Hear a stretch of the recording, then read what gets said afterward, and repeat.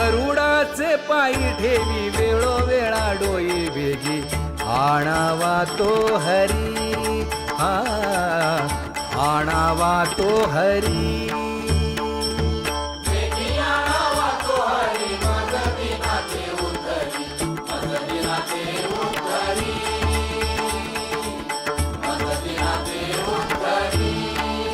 पाय लक्ष्मीच्या हाती म्हणून यावे काकुलती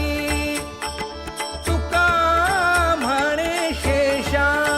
जागे करा ऋषिकेशा